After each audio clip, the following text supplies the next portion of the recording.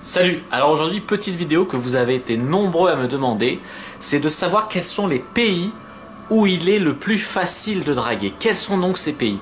Et le fait que vous étiez si nombreux à me demander ça, ça montre quand même qu'il y en a un certain ras-le-bol de la mentalité que les Français sont en train d'avoir en ce moment.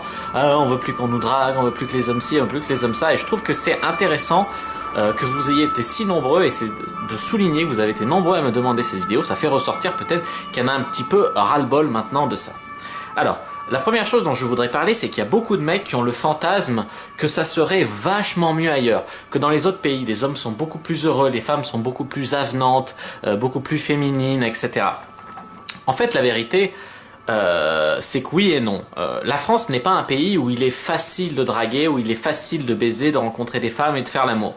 Mais ce n'est pas non plus un pays où c'est le plus difficile du monde de faire ça. C'est juste un pays de difficulté moyenne. Mais la difficulté ici, elle n'est pas extrême. Certes, il y a des pays où c'est plus facile, voire vraiment plus facile. Je vais pas vous mentir, ça existe. Mais il faut pas non plus commencer à se victimiser, à dire ici ça sert à rien, je laisse tomber avec les Françaises, machin. Voilà, ce n'est pas non plus le pays où c'est le plus difficile. Alors pour commencer, je vais vous montrer la carte du monde qui a été faite par Rouge-V, la Target Map. En fait, c'est une carte. Rouge-V, c'est un blogueur et pick-up artist qui a sorti cette carte il y a quelques années. Je vous l'ai traduite ici pour les besoins de cette vidéo. En fait, cette carte, elle montre les pays où il a jugé en fait que les femmes étaient les plus faciles à baiser, to bang en anglais. Donc en fait, je suis bon, pas tout à fait d'accord avec cette carte, j'en parlerai un peu plus loin dans mon exposé, mais bon, dans les grandes lignes, je suis d'accord, donc j'ai quand même traduit cette carte en français pour vous en faciliter l'accès. Voilà, donc en fait maintenant je vais vous parler des, disons, 15 pays où pour moi il est le plus facile de draguer, où j'irais moi si demain je décidais de partir en voyage sexuel, tu vois, aller faire du tourisme sexuel, je choisirais d'aller dans un ou même de faire plusieurs de ces 15 pays. Alors d'où je tire ça? Déjà de mes recherches, de mon expérience personnelle, parce que moi j'ai un peu voyagé quand même, et puis surtout de là où ont voyagé mes potes en qui j'ai confiance, qui sont allés, qui m'ont raconté et qui m'ont pas raconté de bobards, je veux dire des gens transparents, des gens de confiance. Voilà, alors en Amérique latine, pour commencer, il y a des bonnes choses à faire. Par exemple, un très bon pote, on va dire, est allé au Brésil. Il y est resté 2 semaines et il me disait que là-bas, on lui a plusieurs fois, on l'a abordé pour baiser. Et en fait, c'était pas des prostituées, attention. Donc au Brésil, apparemment, bon, on le sait, hein, que les latinos, ils sont chauds, tu vois, il y a beaucoup de danses qui viennent de là-bas, des danses sexy, etc. On sait qu'ils ont le sang chaud, et disons que, bon, bah, là-bas, ça va dans le sens un petit peu de la libération sexuelle. Ils n'ont pas la même mentalité que nous, les Européens, peut-être par rapport au sexe. En tout cas, là-bas, au Brésil, c'est un bon endroit en fait pour rencontrer des filles, pour baiser. En plus, elles ont le culte du corps, elles sont belles, elles sont chaudes en général. Donc voilà, les brésiliennes, c'est un bon plan. Les colombiennes aussi, c'est un bon plan. Bon, alors par exemple, là, on va peut-être me dire, ouais, mais tu profites de la misère sociale pour baiser des meufs. Déjà, moi, personnellement, j'y suis pas allé. Mais ensuite, ce que je voudrais souligner, c'est que en fait on ne profite pas de la misère sociale au Brésil. Dans les médias on nous fait croire que c'est un pays très très pauvre, etc. Mais mon pote qui y est allé m'a dit que c'était un pays vraiment presque où les gens étaient plus riches que nous. Donc en fait je pense que la vérité se situe comme d'habitude toujours un petit peu entre les deux, c'est à dire que il doit y avoir des zones de misère et puis des villes, des grandes villes où il fait très bon vivre. Donc effectivement c'est plutôt dans ces endroits là que j'irai moi personnellement. Ensuite, au Mexique, notamment à Cancun, il y a souvent les spring break où il y a beaucoup d'étudiants du monde entier, surtout des Européens, surtout des Américains, qui y vont pour faire la fête, et donc qui dit pour faire la fête, dit boire et baiser. Donc, à certains moments de l'année, ça peut être une destination qui peut être très très favorable au sexe, par exemple d'aller à Cancun pendant le spring break. Donc le spring break c'est au printemps, hein, pour rappel. Ensuite, les pays du Nord. Alors les pays du Nord, la Suède, la Norvège, le Danemark. Alors, déjà là, il y a des ratios hommes-femmes qui sont ok, tu vois, ils sont en faveur plutôt des hommes, on va dire. C'est-à-dire ce qui fait en fait aussi, c'est une question de mentalité. Déjà, les femmes sont beaucoup plus libertines, le sexe est beaucoup plus dans les mœurs. Les femmes sont très belles là-bas. C'est pas vraiment seulement une histoire de réputation. Les femmes sont réellement belles, hein, là-bas. Et puis surtout le truc, c'est qu'il y a peu de concurrence, c'est-à-dire que les hommes, et vous trouverez de nombreux témoignages d'ailleurs sur internet, les hommes du Nord là-bas, ils ne savent pas draguer, ils ne draguent pas, mais même quand une femme les chauffe, ils sont timides, ils savent pas quoi faire. Un peu, beaucoup, comme font les femmes en France, un petit peu, tu vois, se font désirer, font galérer les autres, osent pas, machin. En gros, voilà, et ça peut jouer en votre faveur si vous arrivez, vous là-bas, avec un bon game ou un game correct, vous pouvez totalement tirer votre épingle du jeu. Certes, elles sont très grandes, certes, les Suédois sont en général très grands, très musclés, très blonds, très beaux, mais quand même, avec un bon game, et vu leur inaction, et vu que c'est les femmes qui draguent, elles seront sûrement très ravies, vous allez être le prix, elles seront ravies qu'avec un bon game, vous fassiez un pas vers elles, tout comme nous en France, on est ravis quand une femme fait un pas vers nous et participe au jeu de séduction, ce qui est, faut le rappeler, quand même plutôt rare. Donc voilà. Par contre, bon, la vie est chère dans ces pays, il faut le savoir. Et puis c'est des pays en fait qui sont vraiment en avance sur les questions du féminisme, voire du féminazisme, tu vois. Donc faut le savoir quand même ça. Et puis, l'histoire de ratios qui sont corrects pour les hommes, il faut savoir que j'ai cru comprendre qu'il y avait des flux migratoires qui faisaient que ils accueillaient beaucoup de migrants en fait pour équilibrer ces ratios et donc pour enfanter les Suédoises. Donc je sais pas pendant combien de temps les hommes seront encore le prix là-bas. Donc faut en profiter quoi, pour le dire autrement. Ensuite, conseillerais bien sûr les pays de l'Est, mais ça c'est très connu, que dans les pays de l'Est, les filles ont la réputation d'être très jolies et plutôt faciles. Alors, Pologne, Russie, Hongrie, République tchèque, en particulier, moi si je décide d'aller en tourisme sexuel demain, j'irai sans doute à Prague. Alors, là-bas, certes, il y a une question d'argent. Bon, c'est un petit peu partout, tu vois, un petit peu partout dans le monde. Nous, les Français, on pourrait avoir du succès par notre aura de Français. Je veux dire, le Français, ça a une réputation d'être séducteur, d'être un petit peu dragueur, d'être un bon coup, d'être romantique, même d'être beau, tu vois, aux yeux des femmes du monde entier. Le Français, en termes de séduction, il a une aura tricolore, tu vois, une réputation qui joue vachement en sa faveur. Je sais pas non plus pour combien de temps ça a duré, parce qu'en France, les relations hommes-femmes en ce moment, c'est pas du tout ça.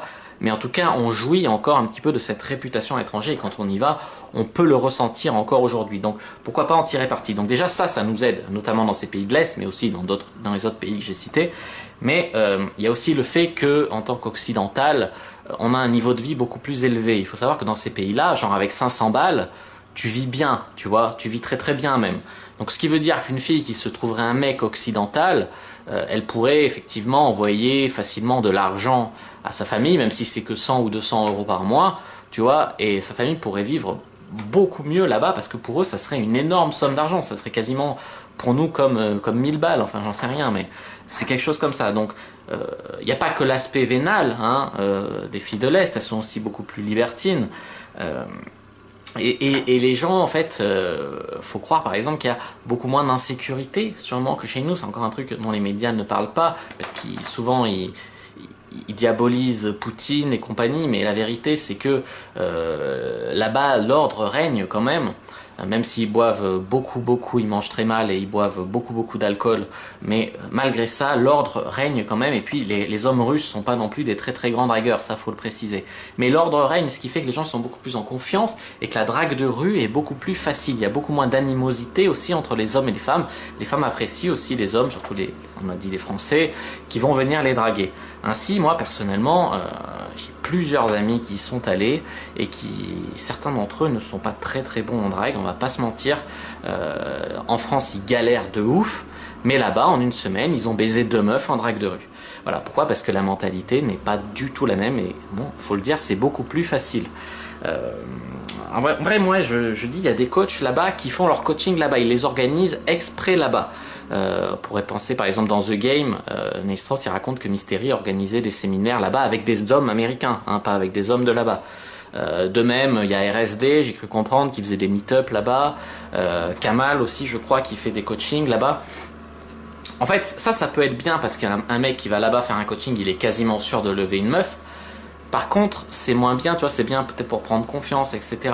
Par contre, c'est un peu plus malhonnête intellectuellement, dans le sens où le mec, quand il va rentrer en France, ou si l'américain, quand il va rentrer aux États-Unis, tout de suite, il va se retaper la vraie réalité des choses sur son terrain. Tu vois que les Françaises, ça va pas être comme là-bas, les Américaines non plus. Ça va être beaucoup plus difficile. Donc c'est pas parce qu'il aura pécho de manière assez facile là-bas qu'il aura vraiment progressé. Et est-ce qu'il aura vraiment progressé en France? Sans doute un peu, mais pas autant qu'on il pourrait le croire à premier abord en prenant un coaching là-bas. Il faut bien comprendre que pour apprendre à draguer ou à séduire en France ou aux États-Unis, rien ne vaut un coach français ou américain qui vous explique là-bas, soit en France, soit aux États-Unis. Sinon, les cartes sont biaisées. C'est ça qu'il faut bien comprendre. Après, il n'y a pas de mal. Si vous voulez y aller et jouir notamment de cet effet de levier positif pour vous, il n'y a pas de mal. Mais juste, il faut être prévenu. Ensuite, il y a les pays asiatiques. Alors, les pays asiatiques, il y a Julien Blanc, le pick-up artist de RSD, un des pick-up artistes de RSD, qui avait fait un putain de bad buzz parce qu'il avait dit un truc du genre avec les japonaises, les hommes blancs comme nous, parce que lui c'est un mec blanc de type caucasien comme moi, quoi, on peut faire quasiment ce qu'on veut. Et en fait, je pense que, j'ai pas trop étudié l'affaire, mais je pense que ce qu'il a voulu dire, c'est que les japonaises, elles adoraient les blancs, les français, les européens, et donc il était très facile de les séduire et de coucher avec elles, même sans avoir un game extraordinaire. Sauf, je pense que il a dit ça très maladroitement et tout le féminisme lui est tombé dessus. Et pourquoi est-ce que le féminisme lui est tombé dessus pour ça, je pense que c'est parce que, imaginez ce que ça voudrait dire, que si, ça voudrait dire qu'il y a des femmes dans le monde qui adoreraient les hommes comme nous, tandis que elles nous font la guéguerre, tu vois, ils nous emmerdent, ils nous abordent, c'est tous des porcs, etc. Et il y aurait des femmes dans le monde qui adoreraient ces hommes-là et qui ne demanderaient pas mieux que de se faire aborder par eux, de se faire séduire et de coucher avec eux. Ça remettrait totalement en question leur vision du truc. Donc elles lui sont totalement tombées dessus. Ça, c'est ma vision des choses. C'est peut-être pas exact, mais c'est ce que j'ai compris de l'affaire. Et je me suis renseigné tout à l'heure rapidement. Donc en fait, ce qu'il faut comprendre, c'est que dans ces pays-là, dans beaucoup de ces pays-là, par exemple au Japon ou en Thaïlande, enfin dans ces pays-là, il y a en fait un canon de beauté européen, c'est-à-dire que, par exemple, ils essayent de se faire refaire le nez, beaucoup essayent en fait de s'européaniser, de ressembler à des blancs de type caucasien. Donc en fait, nous, même les blancs qui ne sont pas beaux en France, peuvent être perçus comme beaux là-bas, puisque le simple fait d'être typé européen, c'est beau. Après, pour les blacks, les gens de type arabe et tout, ça je sais pas. Mais sûrement que c'est exotique aussi. Donc nous les blancs on est exotiques, eux aussi ils sont exotiques, il n'y a pas de raison, tu vois. Donc je pense qu'il y a moyen d'en tirer vachement parti là-bas. Bon, en Thaïlande, bien sûr, on le sait, il faut faire attention aux prostituées, notamment aux MST et aux travestis. Si vous voulez pas, faites attention parce que peut-être que vous allez croire que vous allez baiser une femme et puis elle va vous sortir une bite de 20 cm. Donc il faut faire vraiment très très attention à ça. Et je ferai une parenthèse là-dessus sur ces pays, j'aurais pu parler de l'Inde ou quoi, par exemple, où on voit par exemple des cadavres dans les rues où la mort elle est banalisée en fait. Nous, dans nos pays, on a l'impression qu'on va tous vivre jusqu'à 80 ans, on a l'impression un peu d'être surprotégé, ce qui est un peu faux et de moins en moins vrai, tu vois, mais on a une impression de sécurité qui nous incite pas à vivre carpe diem, qui nous incite à nous compliquer la vie pour des détails, etc. Que eux, ils ont pas ça, ils ont pas compris. Eux, ils ont compris un peu plus qu'il faut être un peu plus vivre au jour le jour, être un peu plus carpe diem pour vraiment être heureux dans la vie. Et voilà. Et donc, ça les incite notamment à se lâcher, à faire l'amour un peu moins difficilement, etc. Et peut-être que nous, en France, on ferait bien de réaliser un petit peu ça et que un des secrets du bonheur c'est de ne pas autant se prendre la tête, je pense. Alors, un autre endroit où aller, ça peut être l'Afrique du Sud. L'Afrique du Sud, bon, faut bien comprendre qu'il y a, c'est pas une histoire d'hommes blancs qui fantasment sur les femmes noires, pas du tout. Personnellement, j'ai couché avec beaucoup de filles métisses et quelques filles black, et quasiment toutes celles avec qui j'ai couché, les filles de couleur comme ça, en fait, elles étaient hyper sexuelles, c'est-à-dire qu'elles avaient tout le temps vraiment beaucoup envie de faire l'amour, il suffisait de les effleurer, elles étaient excitées, etc. Alors ça ne veut pas dire que toutes les filles black sont hyper sexuelles, ça veut dire que de ce que j'en ai connu, il y en a beaucoup qui le sont. De plus, elle m'avait dit que c'était un fantasme pour elle de coucher avec un blanc, il y en a même une, j'étais son premier blanc, et ça l'excitait beaucoup, tu vois. Donc c'est pas une histoire que c'était des filles faciles, parce qu'en fait elle avait couché je crois avec une dizaine de gars à peine dans sa vie, mais elle vraiment coucher avec un blanc ça la faisait kiffer, tu vois.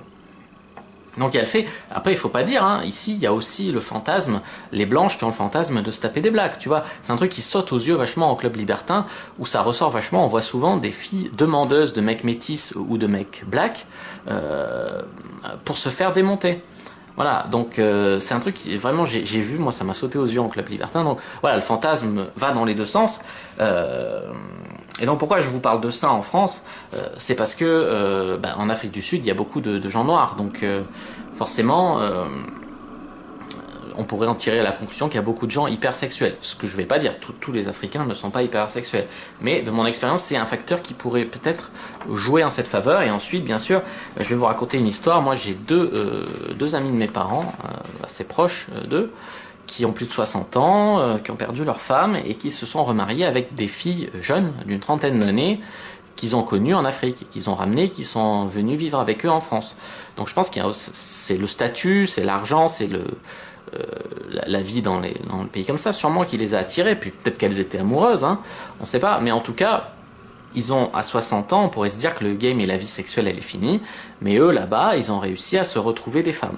Donc, voilà pourquoi je parlais de l'Afrique du Sud, et de manière générale, des pays d'Afrique du Sud, en fait.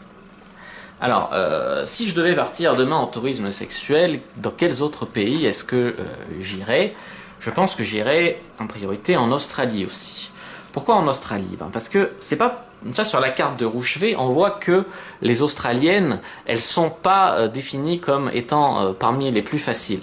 Cependant, je pense que cette carte ne prend pas en compte qu'il y a beaucoup de voyageuses, de backpackers et même de voyageuses là-bas qui vont là-bas, donc qui dit filles en vacances, des filles loin de chez elles, moins de pression sociale, filles qui veulent s'amuser, etc.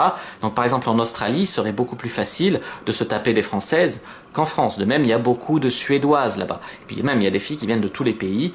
Donc toutes les voyageuses, en général, ça va être beaucoup plus facile. De plus, là-bas, je dirais que les deux sexes draguent. C'est pas comme en Suède, dans les pays du Nord, ou en Norvège ou quoi, où il n'y a que les femmes qui draguent et les hommes ne savent pas réagir.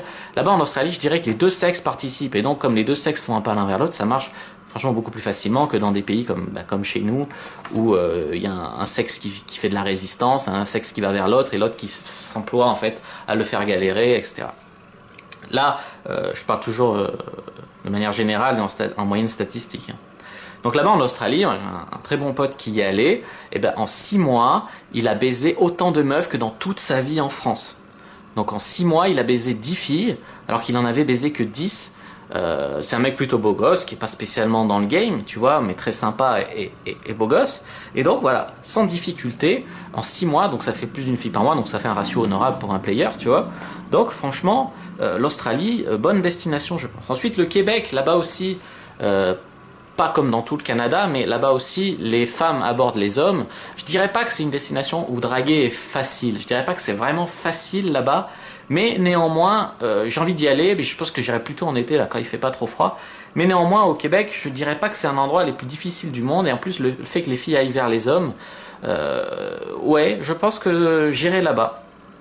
Et j'irai aussi en Islande. Alors en Islande, il faut bien comprendre pourquoi là-bas c'est un pays intéressant où aller draguer. En fait, là-bas, il y a beaucoup de consanguinité. Ils ont un gros problème avec la consanguinité, c'est-à-dire qu'ils sont dans leur île et qu'ils sont tous plus ou moins cousins, tu vois. Donc quand il y a deux Islandais qui tombent amoureux, ils font des tests et ils prient pour pas être cousins. Et donc, parce que s'ils sont cousins et qu'ils font des enfants, il y a des risques pour la descendance, des risques de maladie, des risques d'handicap, etc.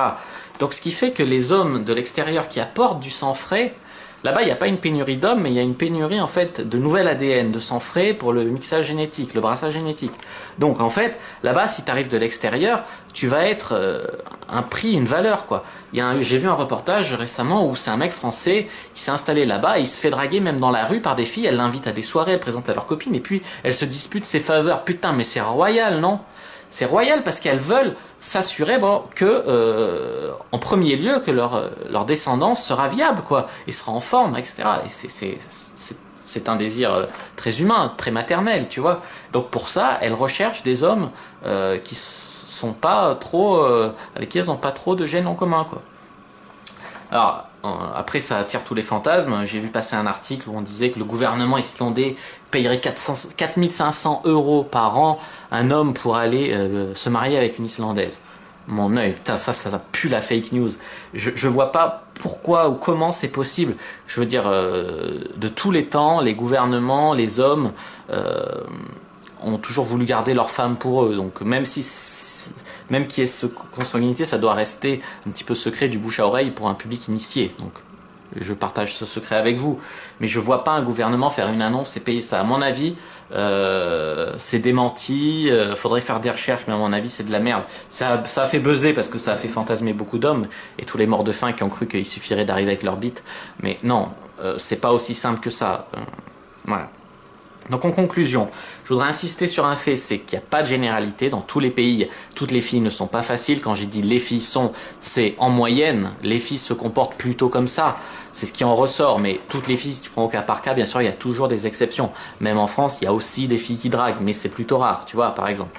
Donc, je voulais insister là-dessus. Je voulais insister aussi sur le fait qu'il ne suffit pas d'aller dans ces pays où c'est facile, avec zéro connaissance dans le game. Si tu veux en tirer le meilleur de ton voyage dans ces pays-là, il faut te former au game. Il te faut au moins un minimum, tu vois. Donc, n'hésite pas pour ça à aller voir mes cours de séduction. Par exemple, tu vas sur mon blog, therealfrenchplayer.com, et tu regardes en haut, il y a mes produits, il y a coaching, etc. Donc, je dis pas ça juste pour vendre, parce que bien sûr, c'est important pour que j'en vive, mais c'est aussi vrai, quoi. Tu peux pas arriver là-bas et faire n'importe quoi. C'est pas comme ça, c'est pas magique. Il suffit pas de faire ça et de croire au miracle non plus, tu vois. Ensuite, dernière conclusion, voilà, je dirais que les Françaises, elles sont quand même un petit peu pourri gâtées. Je trouve qu'elles ont un comportement vraiment limite. Parce que ce qui en ressort de cet exposé, c'est quoi? Un, que les hommes français sont plutôt beaux. C'est d'ailleurs un truc que dans un field report... D'ailleurs, je mettrai le lien de ce field report dans l'article qui correspond à cette vidéo. N'hésitez pas à aller voir l'article qui correspond à cette vidéo dans la description de cette vidéo. En dessous, là, vous allez voir, il y a le lien qui renvoie sur cet article écrit qui est beaucoup plus développé avec des images et avec des liens, et notamment le lien vers l'histoire où j'ai raconté que j'ai rencontré cette Polonaise qui m'a raconté qu'elle trouvait vraiment que les hommes français étaient beaucoup plus beaux que les hommes dans son pays. Donc, mais ça, c'est quelque chose que nous disent souvent les voyageuses. Donc, en fait, nous, les hommes français, on est plutôt parmi les plus beaux du monde. Donc, bien sûr, il y a toujours des exceptions, on ne veut pas faire de généralité, mais en moyenne, c'est l'impression qui en ressort aux gens qui viennent dans notre pays. Donc là, je trouve que les Françaises, déjà, elles abusent de faire les difficiles quand elles ont cette chance. Deuxième chance, c'est que dans notre pays, les filles sont plutôt respectées. Je veux dire, je ne vais pas pousser le bouchon jusqu'à parler des pays où elles n'ont aucun droit. Ou, voilà, on le sait qu'il y a des pays où elles sont très très malheureuses, donc venir en France et dire qu'elles sont malheureuses, que les hommes les oppriment et tout, il faudrait qu'elles regardent un petit peu comment c'est ailleurs, tu vois, je pense, avant de... Je dis pas que c'est parfait en France, c'est pas parfait, il y a toujours des améliorations, il y a toujours des connards, il y a toujours effectivement des pervers, des mecs qui font de la merde, qui déconnent, mais quand même, faut bien avoir l'honnêteté de dire qu'il y a des pays où c'est bien pire. Voilà. Et ensuite, en troisième argument, je dirais qu'en France, elles ont la chance que les hommes draguent. Et tous ces pays où les femmes souffrent, que les hommes ne draguent pas. Et les Françaises qui, en plus de râler parce que elles râlent parce que les hommes draguent, elles culpabilisent les hommes qui draguent et elles veulent plus que les hommes les draguent. Elles traitent de gros porcs, font la guerre au harcèlement de rue. Elles veulent lancer des pétitions et même mettre des amendes aux mecs qui draguent. Non, mais c'est n'importe quoi. Il y a des pays où ça rend carrément malheureuses les femmes que les hommes ne draguent pas. Je pense par exemple à l'Allemagne. Par exemple. D'ailleurs, si vous voulez une vidéo sur les pays où les femmes abordent, n'hésitez pas à me le dire en commentaire. Ça pourrait être, je pense, un sujet intéressant. Et par exemple, en Allemagne, les hommes n'abordent très très peu. Et ça fait galérer les filles. Et encore plus d'ailleurs les Françaises qui vont vivre là-bas ou qui vont même dans les pays du Nord, elles comprennent leur douleur tout de suite. Tout de suite, ah là là, là-bas, je me sentais comme une petite princesse, je faisais un peu la péteuse, je faisais la difficile, machin. Là, bam, je me prends ça dans la gueule, la dure réalité, tu vois. Donc après, elles reviennent en France avec d'autres intentions, je pense. Donc voilà, franchement, si cette vidéo vous a plu, n'hésitez pas à mettre un pouce bleu sous la vidéo. N'hésitez pas à commenter, le débat est ouvert. Je suis sûr qu'il y a des femmes qui vont regarder cette vidéo et qui vont s'indigner. Mais peut-être qu'avec l'honnêteté intellectuelle de faire les recherches et tout, ça les fera peut-être radoucir leur position. Je dis pas que j'ai la science infuse, mais ce que j'ai dit, c'est sourcé, argumenté. Donc si vous venez critiquer, j'espère que ça sera également sourcé et argumenté. N'hésitez pas à vous abonner à la chaîne parce que je fais des vidéos très très régulièrement. N'hésitez pas à partager cette vidéo et l'article sur mon blog qui y correspond. N'hésitez pas également à me suivre sur les réseaux sociaux. Les liens sont dans la description de la vidéo, tout en bas ou dans l'écran de fin. Je vous dis à bientôt et que le dieu de la séduction soit avec vous.